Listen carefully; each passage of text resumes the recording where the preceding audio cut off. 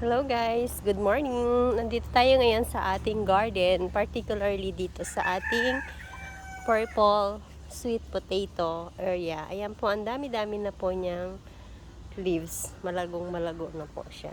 Kanina guys, kumuha ako ng kanyang tangkay. Buong tangkay po yung ating kinuha. Ilaga po natin siya ng 2 hours.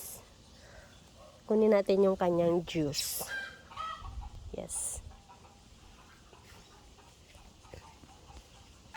Selfie. Ayan po. Sa ating backyard, ang tall sweet potato.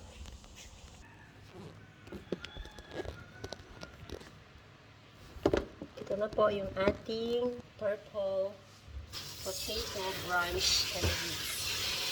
Ayan na guys. Linisin na po natin siya.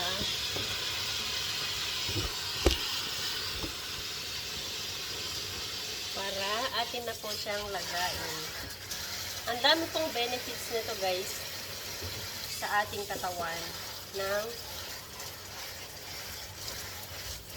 leaves and branch of sweet potato. Ayan.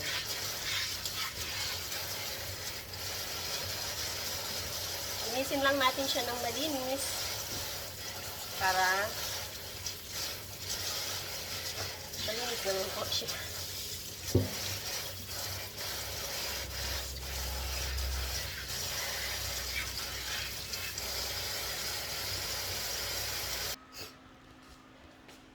Ayan na po.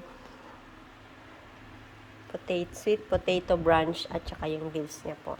Papakuluan po natin siya ng more than 2 hours hanggat sa lumabas po yung kanyang juice. Chlorophyll ang tawag. Hindi pala. Kasi chlorophyll is green. Magiging magiging purple po siya.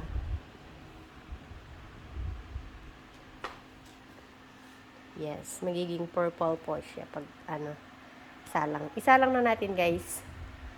Para later, after 2 hours, pwede na siya.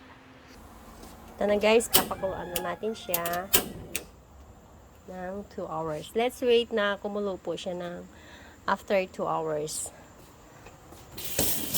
Tapos, papalamigin natin siya and then, lagyan natin ng lemon. Saka natin siya ilalagay sa freezer. Sa ref lang pala. Para lumamig siya guys. Masarap po siya at niyo po. Search niyo po yung benefits ng ng kamote juice or sweet potato juice. Napakadami po nating benefits guys. Thank you for watching. Bye-bye.